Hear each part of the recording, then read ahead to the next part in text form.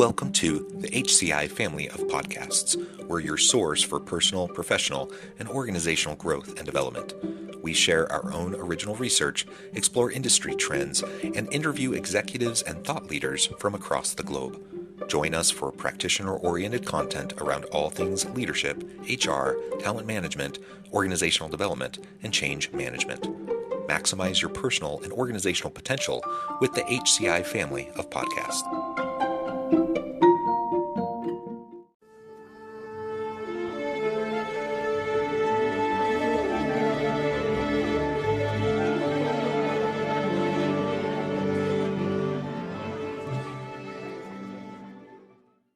Orin Davis, welcome back to the podcast. Thanks, Jonathan. Always a pleasure. It is a pleasure to be with you again. Longtime listeners will recognize Orin, who's joined me at least 2 times, maybe 3 times over the last few years. We've gotten to know each other, and it's been great to interact with you. And today we're going to be talking about the shifting nature of performance management. Certainly, things have been changing in recent decades and in recent years around kind of best practice, what works, what doesn't work. And our experience has been pretty uniformly that most organizations are lagging in adjusting their practices to better suit the real needs and the gaps that they may be facing around performance within the organizations. So we're going to unpack all of that and try to explore that together today. As we get started, I wanted to share Orin's bio with everybody. Orin Davis earned the first doctorate in positive psychology and is a self-actualization engineer who enables people to do and be their best. He consults for companies from startups to multinationals on hiring strategies, culture, innovation, diversity, equity, inclusion, and employee well-being, and coaches people at all levels on building self-knowledge and developing personal and professional growth strategies. As the principal investigator of the Quality of Life Laboratory, he conducts research on flow, creativity, hypnosis, and mentoring. Dr. Davis teaches business at Columbia University and gives workshops and lectures globally about human capital, creativity, and innovation, and positive psychology. He is a startup advisor who helps early-stage companies enhance their value propositions, pitches, culture, and human capital, and writes and speaks avidly about human capital, creativity, and innovation, and positive psychology. And that's really a brief introduction. Orin, anything you would like to highlight by way of your background or personal context before we dive on in further? Among other things, I've been doing a lot of work with companies, especially a lot of startups lately, on how they do their hiring and looking at how we can do more with D&I, diversity and inclusion, because we've got a backlash against it. We're now trying to, push back against that backlash because it really has got a lot of important principles that we need to be following. So I'm trying to be at the cutting edge of that and doing some new work on that, and possibly even ways of measuring diversity and inclusion. Yeah, excellent, excellent. And in the pre-interview, we were chatting, thinking maybe we would focus on the hiring piece. We decided to focus on the performance management piece, but they really are part of the same thing, right? Yeah, it all goes together. It all goes together. And, some of what I'm thinking is, the book and then the movie Moneyball. For anyone who's seen that, or if you've seen that recently, I love that movie just in and of itself. It's a great movie. There's a reason why it was a Best Picture nominee. It was just a really great movie. But from a HR and people management perspective, there are just so many great things there, and part of it comes back to really the nature of, like, do you know what you need on your team? That feeds into your recruitment, into your hiring practices, your onboarding, your performance management, et cetera, et cetera. It feeds into all of it. And so after that movie came out, it started to popularize. You started to see more and more people talk about the Moneyball approach to HR or to performance management or to hiring and such. And I'm just highlighting that now. I know that was over a decade ago, but I'm highlighting that now because it's still relevant. Like, we need to know what we need in a given position, in a given role. We need to know how this person is going to be able to help the team. That feeds into our hiring. That 100% should feed into our performance management process, whatever that looks like. And it's only once we have clear objectives and metrics, and then we measure them, that then we can do meaningful performance management. So anyways, on the outset, I just wanted to kind of draw that connection, because sometimes we think of these as completely separate things. And while they are unique, domains within the HR function, they heavily rely on one another. Absolutely. Actually, when I'm talking to clients about setting up their hiring practices, like one of the things I do is I work with a lot of startups on how to hire. They close the seed round to Series A, they don't know how to hire. One of the things I actually ask them to do is come up with a performance review for the person they're trying to hire. I actually tell them, like, start there, Mhm. because you need to know, like, what kinds of outcomes are you going to want to measure out of this job before you actually even begin to hire them. Like, what do you need? And that actually helps you figure out what you need. And in a very real sense, the performance management process is, are we getting what we need out of this person? And a lot of times we are great. We're going to try to help grow this person, develop them further, stretch them so they're ready for the next opportunity. In some cases, we're not. Either they're subpar or they're just kind of barely meeting where we want them to be, and we really want them to grow into their role. So let's dive in and really talk about that. How do we, maybe we can start with kind of the traditional model, like what organizations have been doing for the last several decades and why that's insufficient and why we've started to see, more and more organizations adopting a shift. Yes, I mean, the first thing I think we're seeing is that, people are moving away from that whole once a year thing. But, in the Yeah. past, it was, you get a once a year thing. Are you on Santa's nice list, or are you on Santa's naughty list? And are you going to get a raise or not a raise, or a promotion or not a promotion? And we're figuring that out once a year in a world that's incredibly dynamic, in a world where things are changing all the time, jobs are changing all the time. And so, like, how do you know at the end of 1 year you're doing this, grand evaluation? I'm not saying that's a bad idea, but when we're doing only that and that thing by itself, it's not very useful. Also, it's not really coaching. It's more of a checkpoint. It's more of an evaluation. Yeah. And Yep. so it's sort of like, if you need people to grow, it's just sort of like, this is not going to help you grow. You don't really know what's going on, and trying to explain what's happened all over the past year. Many managers don't really keep track. So there's a big recency bias in Yep. annual reviews. So they're really, when you get your annual review, it's really just like the last 3 months, and the 9 months before that don't even matter. So this obviously has needed to go. Most companies know that, but I think that a lot of folks are still stuck on, well, we need a way to know how to fire people. Everybody's very concerned with, the CYA of firing people or of layoffs, and they're using performance management as that background for the CYA thing. And that's CYA here being cover your actions. Uh, Yes.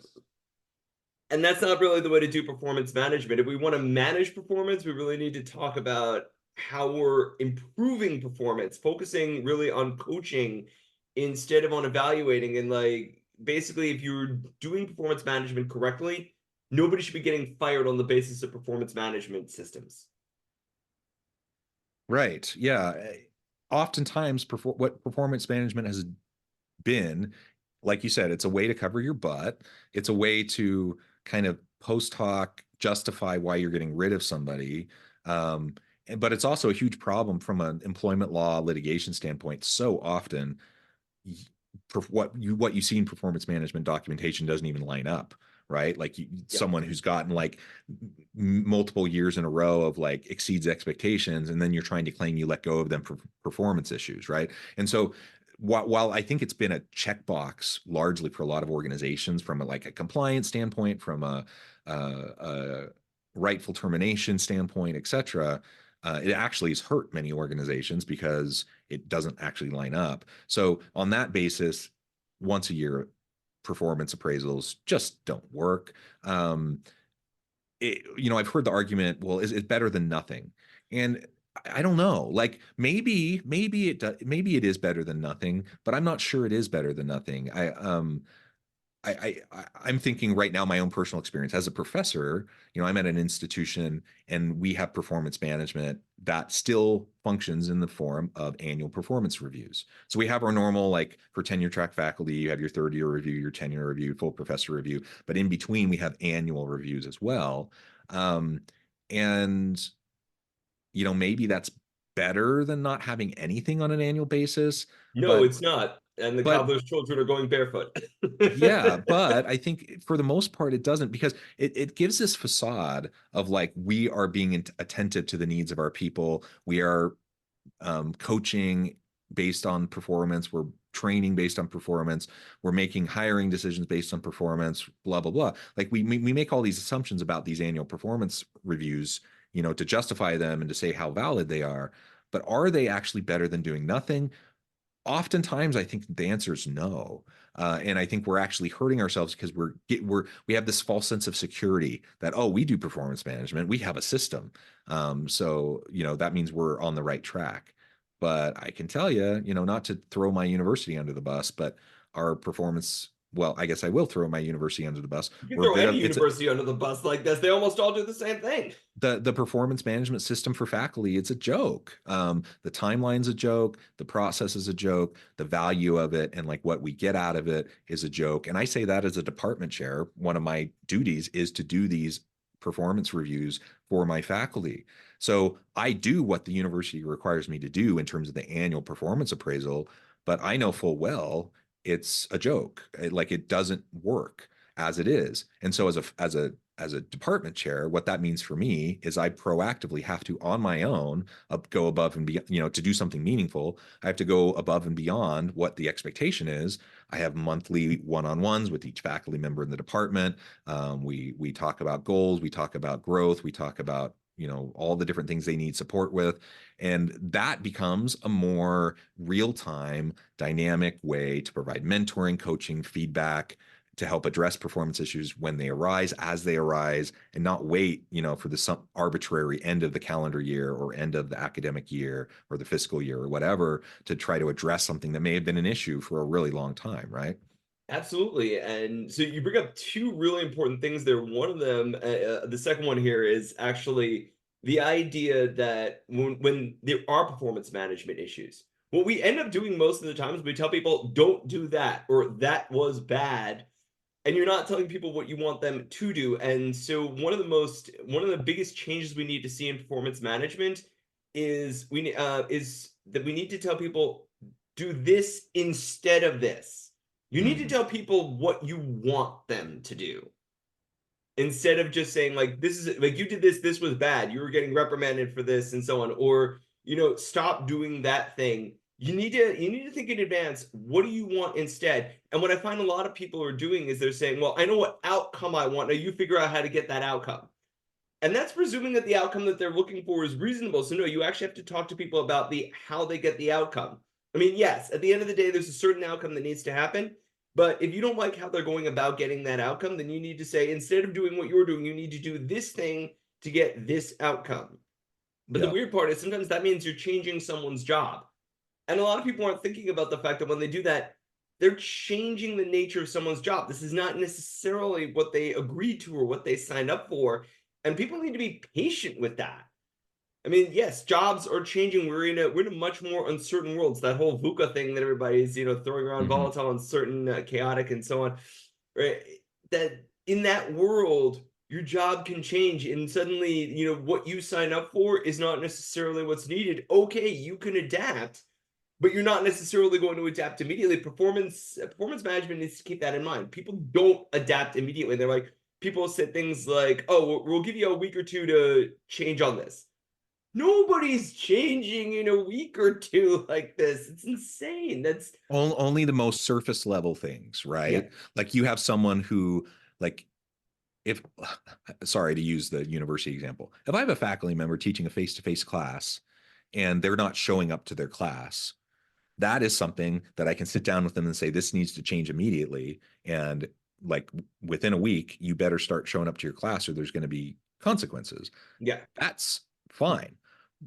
Most of the time when we're talking about performance issues, though, we're not talking about like easy surface level stuff like that. You're talking about ingrained attitude, behavior, interpersonal interactions, all those sorts of things that are, it's built upon a lifetime of experience in how we function in the world. And you're not going to change that on a dime with somebody. They have to maybe change their mindset. They have to develop new habits, develop new patterns, change their approach. That takes time. That takes continual effort, regular coaching, regular feedback, check-ins, etc. You're never gonna flip on a dime. You say you have 2 weeks to fix this.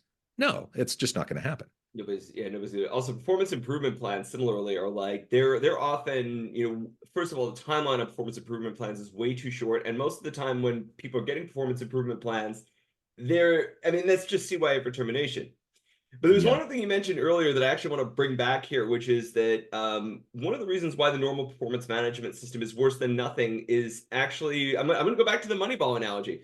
Mm. Often because they're not using the right statistics. And when you're measuring Yeah. something using the wrong stuff, that's worse than nothing. It's like using Yeah. personality to figure out whether you should hire somebody. People say it's better than, people say that that's actually useful. The only thing personality is might be better than nothing, but honestly, I can give you a lot of reasons why it isn't. Probably a discussion for another day. But also, spoilers to anybody who hasn't seen Moneyball, you might want to turn off right now. But one of the problems with Moneyball that the movie actually shows is that statistics work over a large group of people, and so yes, statistics work over the season, but a post games, the post season games and the series, it's 7 games, winner take all, and as was demonstrated in the movie, large number models don't necessarily apply to just 7 games, and that Yeah. won't tell you anything. And so when people are trying to take these large statistical models, oh yeah, it's been largely shown on average things are like this. When you've got a small sample of people, that doesn't tell you very much. So like when you're looking at statistics about what people are like, and then you're looking at 5 candidates in your hiring pool, like your 5 finalists, you have to throw the statistics out the window now. They don't apply to your 5 finalists. There's only 5 of them. And similarly, when you're doing like performance management, what the averages, can be, should be, whatever, everybody's different.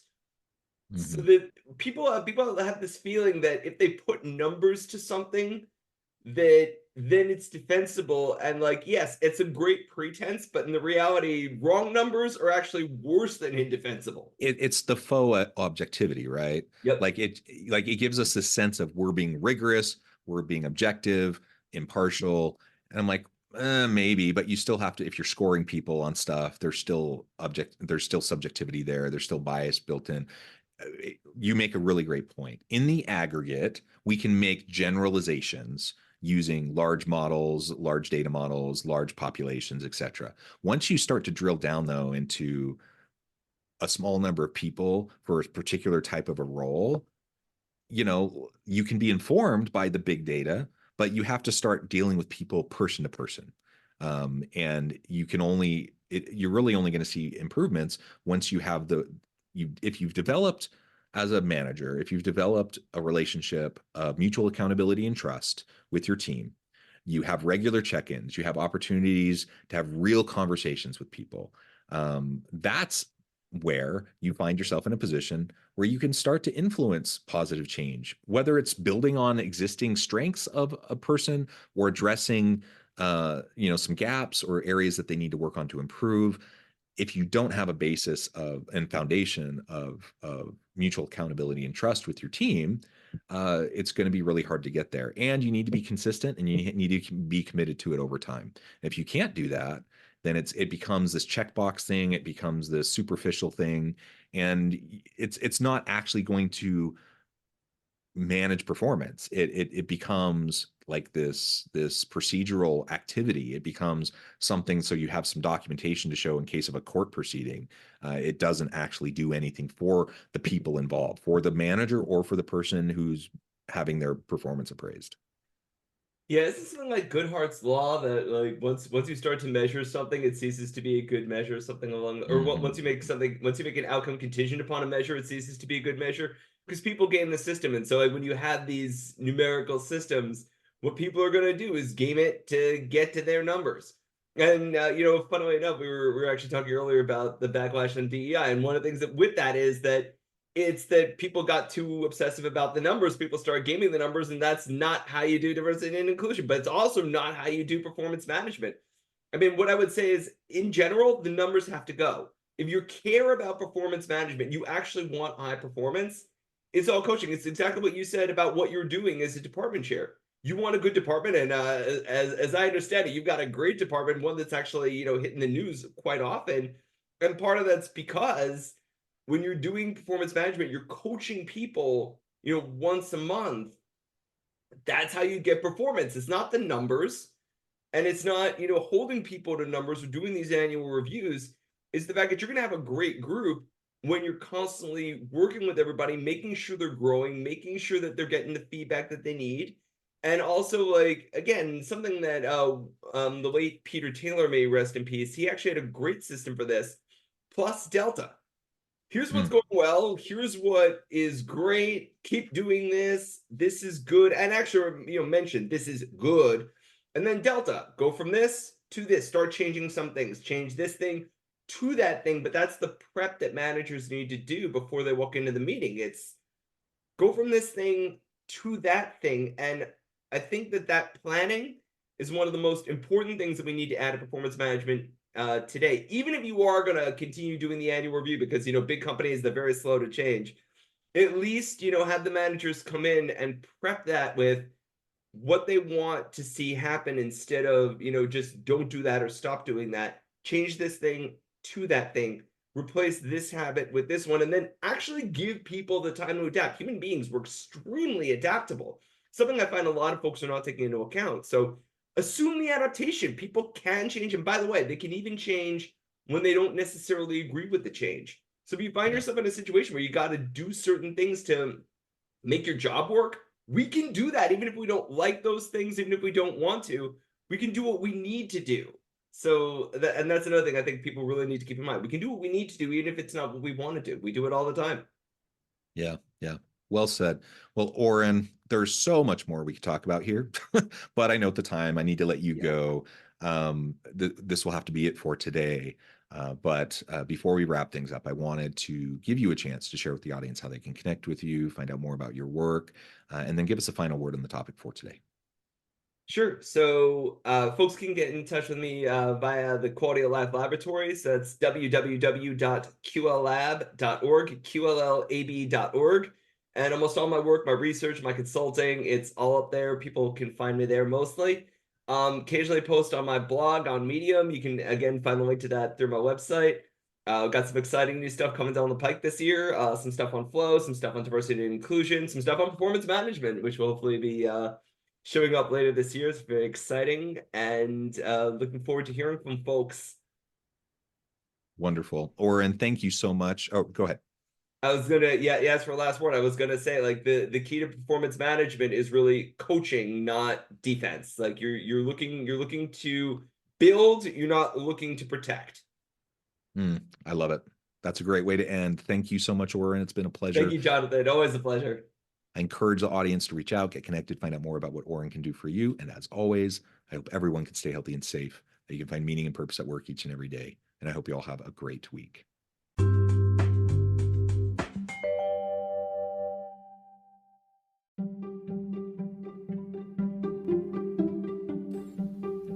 Thanks for joining us for this episode of the podcast. We hope you stay healthy and safe, and please join us again soon.